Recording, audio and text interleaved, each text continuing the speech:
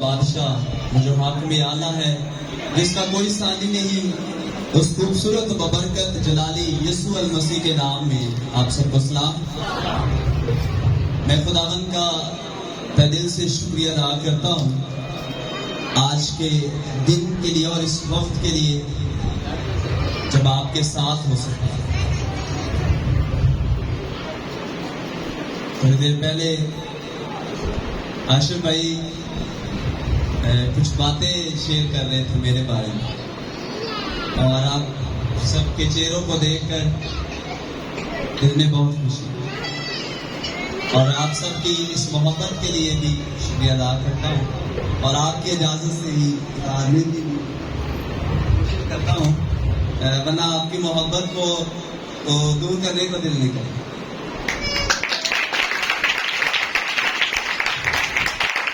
شکریہ۔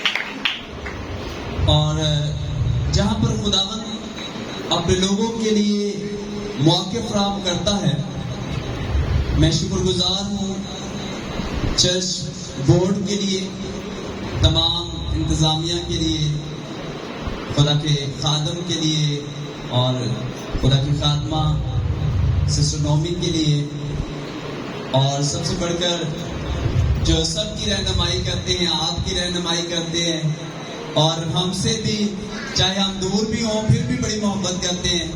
میں شکر گزار ہوں اپنے بھائی سرفراز کے لیے اور ان کی ساری محبت کے لیے کہ جو اپنے ہم خدمت بھائیوں سے بہت محبت کرتے ہیں۔ مجھے یہ بڑی خوشی ہوتی ہے کہ کسی نہ کسی سنڈے کی جو ورشپ ہے وہاں پر کوئی نہ کوئی خادم ہوتا ہے، کوئی خادم کو کسی کو دعوت دی جاتی ہے تاکہ خدا کے کلام کی زیادہ سے زیادہ سچائی کو ہم سیکھ کر خدا میں بڑھیں، اور خداوند کی شکر گزاری کرتے ہیں آپ سب کو دیکھ کر، اور ان نئے چہروں کو بھی جو کلیسیا کو جوائن کر رہے ہیں، شامل ہو رہے ہیں۔ خداوند آپ سب کو برکت دے۔ کلیسیا پڑھ رہی ہے، خدا کا کلام پڑھ رہا ہے، اور وہ بہت پورا ہو رہا ہے کہ خداوند کا کلام جو ہے وہ دنیا کے ہر ایک کونے کونے تک پہنچے، ہر ایک زندگی تک پہنچے، اور خداوند اپنے روح کو بھیجتا ہے، زندگیوں کو تیار کرتا ہے تاکہ ہم خدا کی طرف متوجہ ہوں۔ مجھے بتایا گیا کہ ہر مہینے کے پہلے ہفتے میں شہربانی کی جاتی ہے، اور آپ سب کو پچھلے ہی عبادت میں بتا دیا گیا ہوگا کہ آنے والے اتوار کو شہربانی ہوگی۔ آپ تیار ہیں؟ چند لمحات کے لیے ہم اس بات پر غور کریں گے۔ اشرف بھائی یہ 10:25 ہو گئے، مجھے یہ بھی ہے کہ ٹائم کا زیادہ نہ ہو جائے، کلوز کر لیں۔ Thank you.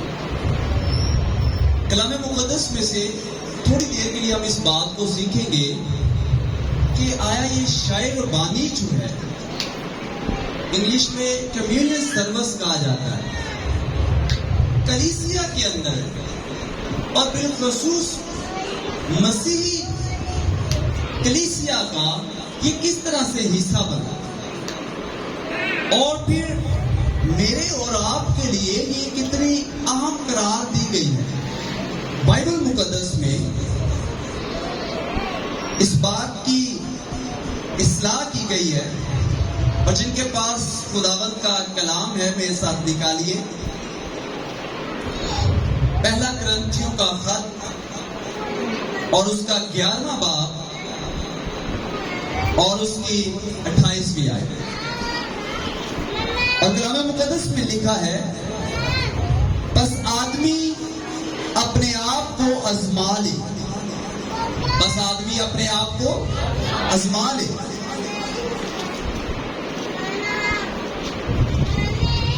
لکھا ہے کہ اور اسی طرح اس روٹی میں سے کھائے اور اس پیالے میں سے پیے، اور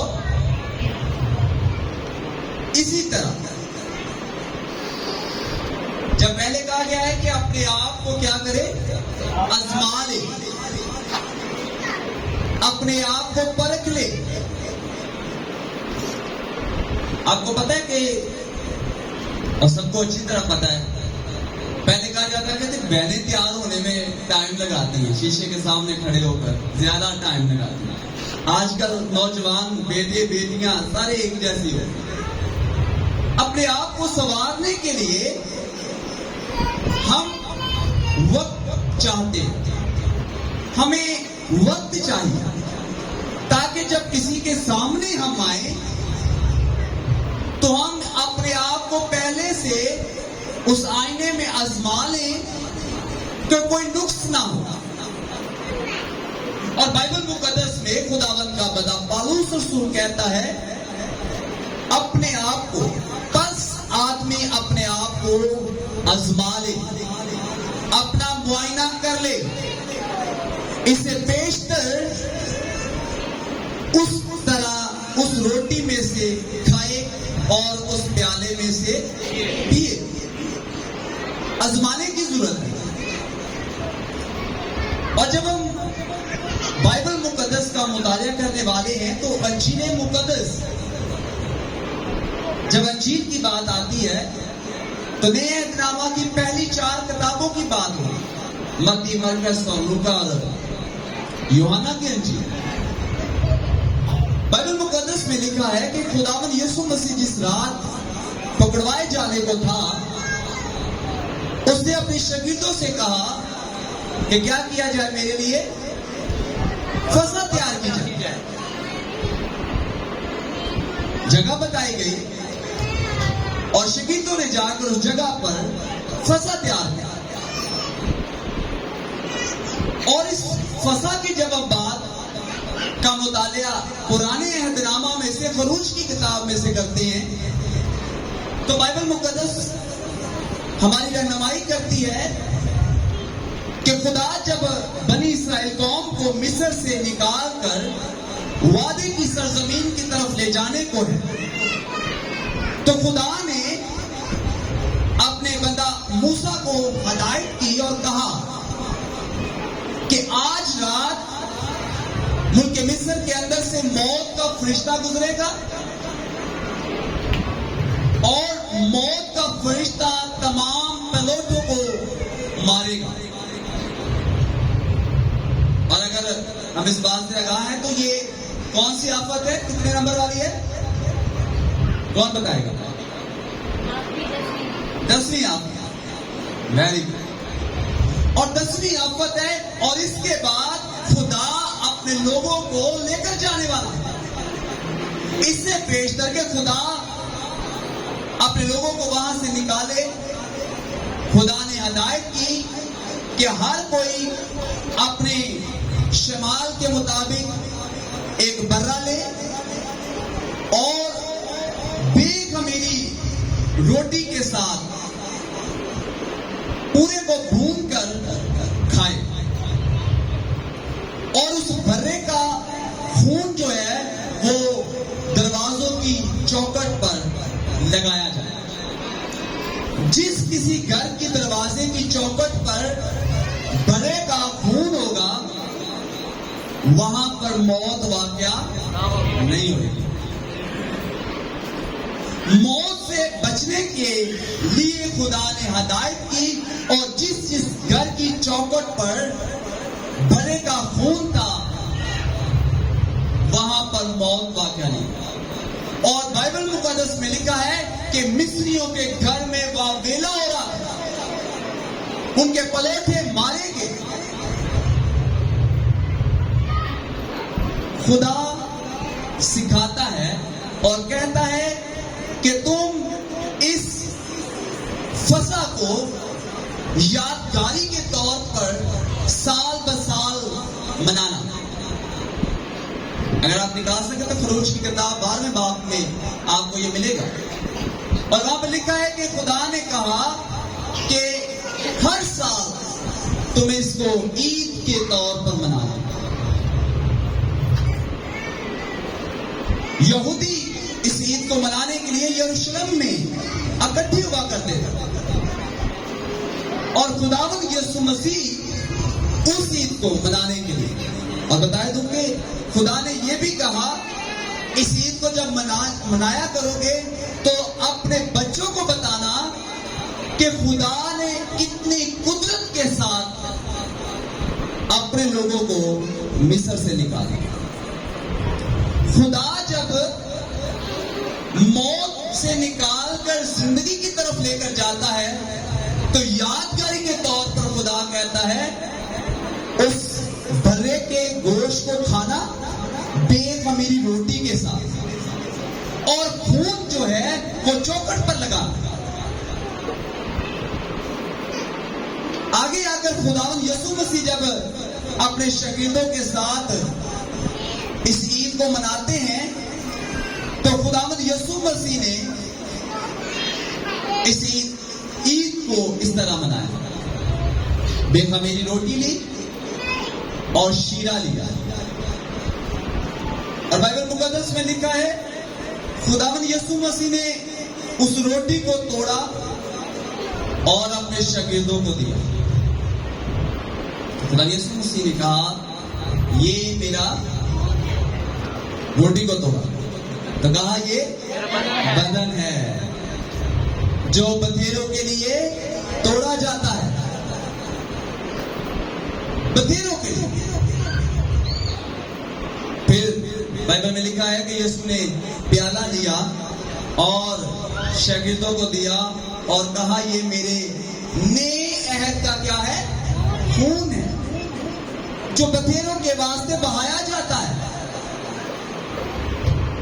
کیا یسوع مسیح کی صلیبی موت اس وقت تک واقع ہوئی تھی؟ نہیں، ابھی نہیں ہوئی، لیکن یسوع مسیح اس روٹی کو اپنے بدن سے اور اس شیرے کو اپنے لہو سے مشابہت دیتا ہے۔ تو یہ یاد رکھنے والی بات ہے، کئی جگہوں پر ایسا کیا جاتا ہے کہ یہ لٹرلی کہا جاتا ہے کہ یہ یسوع کا خون ہے، اور حقیقی طور پر یہ روٹی جو ہے یسوع کا بدن ہے، جبکہ یہ مشابہت کے طور پر۔ اور پھر خداوند یسوع مسیح نے کہا کہ کیا کرنا؟ میری یاد میں ایسا ہی کیا کرنا۔ اعمال کی کتاب میں لکھا ہے کہ شاگرد اس یادگاری کو یاد کرتے اور کلیسیا کے ساتھ روٹی کو توڑتے اور شیرے کو باندھتے۔ یہ بھی بات یاد رکھنے والی ہے، اس بات کا حصہ ان دو چیزوں پر پورا نہیں ہوتا، ایک اور عمل بھی یسوع مسیح نے وہاں پر کیا۔ تو بتائے گا کیا ہوا تھا؟ اس سے پیشتر کے خداوند یسوع مسیح اس روٹی کو شیرے کو دیتے تو کیا یسوع مسیح نے کیا؟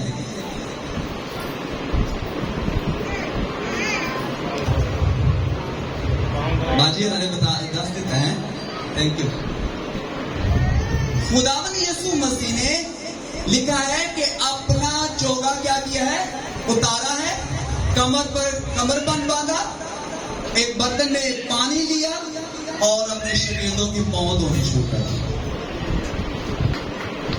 یسوع مسیح نے جب یہ عمل کیا، پترس کے پاس خداوند یسوع مسیح پہنچا تو یسوع مسیح نے کہا پترس میں تیرے پاؤں دھوتا ہوں۔ اس نے کہا خداوند تو اب تک میرے پاؤں نہیں دھو سکتا۔ تو یسوع مسیح نے کیا کہا؟ یسوع مسیح نے کہا اگر تو اس عمل میں شامل نہیں ہوتا تو مجھ میں شامل نہیں ہوتا۔ گفتگو شروع ہو گئی اور پھر پترس نے کہا خداوند اگر یہی بات ہے کہ تو میرے پاؤں دھوئے تو میں تجھ میں شامل ہوتا ہوں، پھر مجھے نہلائی دے۔ یسوع مسیح نے پھر جواب دیا اور یسوع مسیح نے کیا کہا؟ جو نہا چکا ہے اب اس کو ہاتھ اور پاؤں دھونے کے سوا اور کچھ حاجت نہیں ہے۔ اسے کیا مراد دیا کہ جو نہا چکا ہے، جو سراسر پاک ہو چکا ہے، جس نے اپنے آپ کو اس پاک غسل کے اندر اپنے آپ کو پاک کر لیا ہے، اب اس کو اس سے بیشتر کہ وہ اس خون اور اس روٹی میں شریک ہوئے، اس کو پاؤں دھونے کی ضرورت ہے. نہا چکا ہے ویری گڈ، جو بپتسمہ لے چکا ہے، جس نے اپنے آپ کو یسوع کی موت کی مشابہت بپتسمہ کے ذریعہ سے، اس غوطہ کے ذریعہ سے اپنے آپ کو پانی کے اندر دفن کر دیا ہے. اب اس کو ضرورت اس بات کی ہے کہ وہ پاؤں دھوئے. اور یسوع نے کہا کہ یہ کیا کرنا، اور شاگرد ایسے کرتے تھے. یاد رکھنے والی بات ہے کہ جب بھی روٹی توڑنی ہے اور شیرے کے اندر شامل ہونا ہے تو پھر اس عاجزی کے عمل کو بھی اختیار کرنا ہے. اگر ہم ہیکل کے اندر تھوڑی دیر کے لیے نظر کریں تو ہیکل کا پہلا حصہ کون سا ہے؟ کون بتائے گا؟ ہیکل جو تعمیر کی گئی، خیمہ اجتماع، اس کے بعد ہیکل بھی بنائی گئی، تو اس کا پہلا حصہ کون سا ہے؟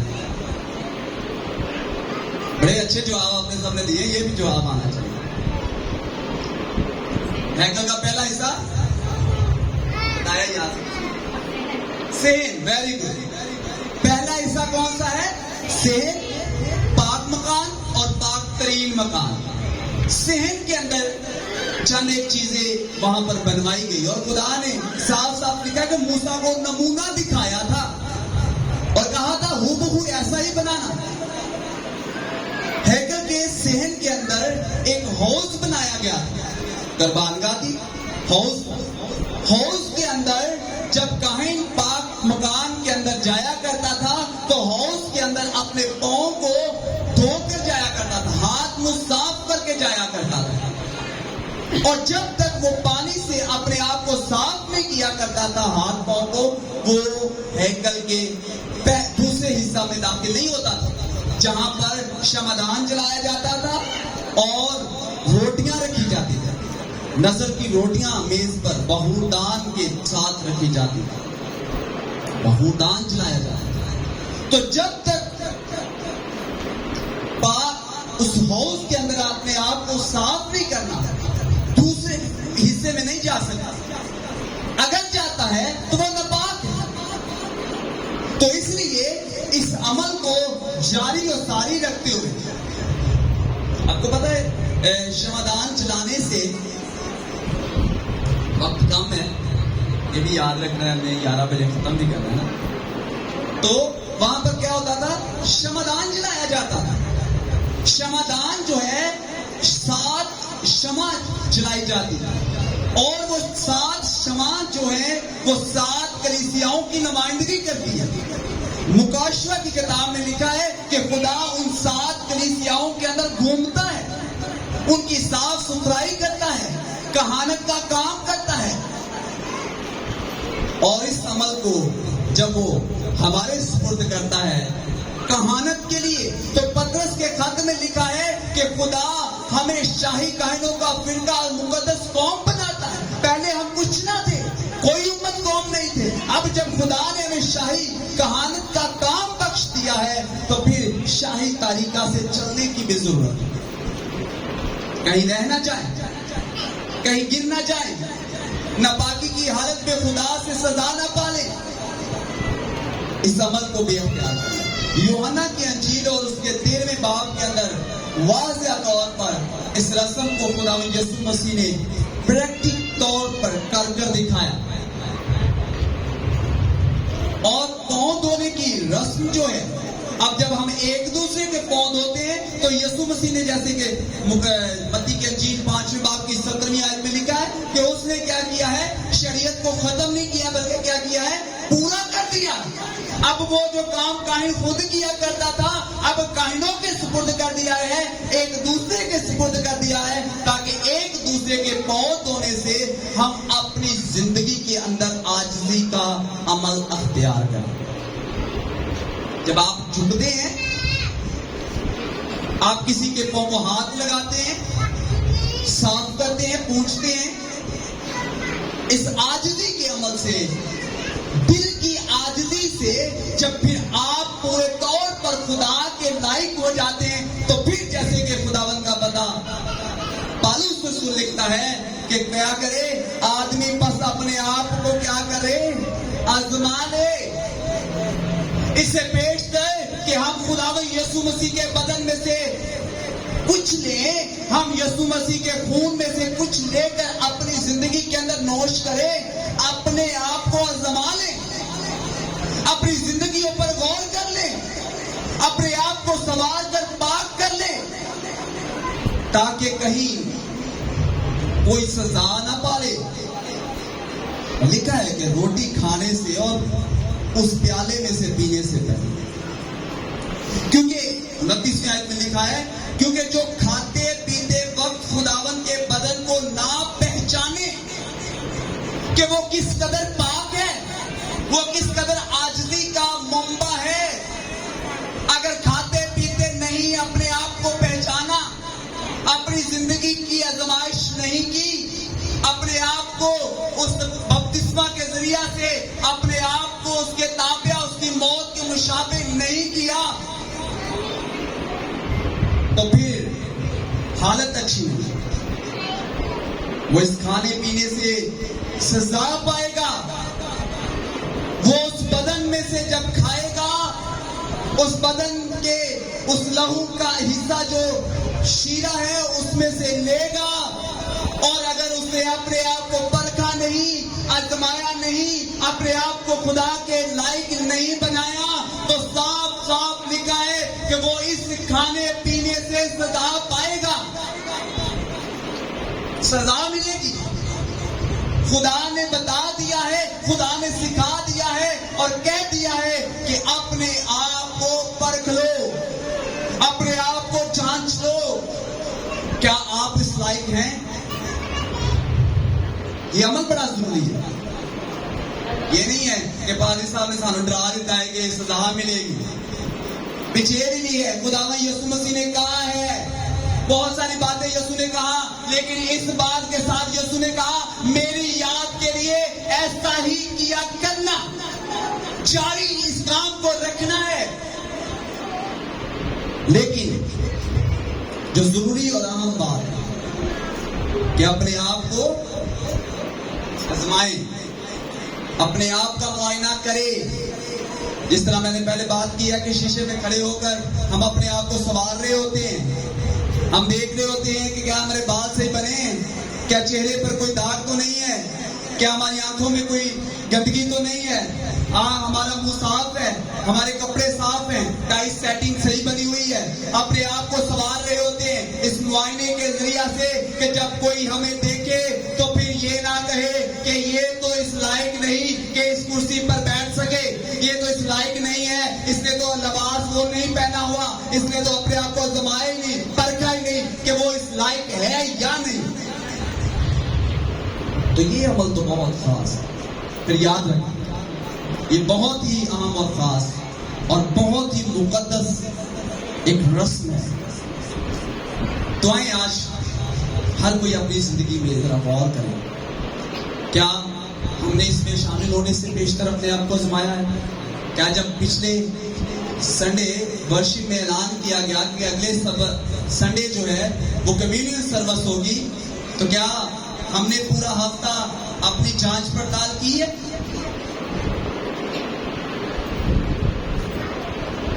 सो खुदावंद मुझे रात सबको बरकत दे। आए चंद लोगों के लिए अपनी आंखों को बंद करें और अपनी जिंदगियों पर गौर करें। खुदावंद हमें अपने बादशाह में शामिल करना चाहता है, वो हमें अपने बदन का हिस्सा बनाना चाहता है, वो अपनी मौत की मशाहबत उस बहाए हुए लहू और उस छेदे हुए बदन का हिस्सा बनाना चाहता है, ताकि जो मौत हमारी मौत थी उसने अपने ऊपर ले ली। फिर आप वो कहता है, ऐ मेरे बाप के मुबारक लोगों, सब मेरे पास आ।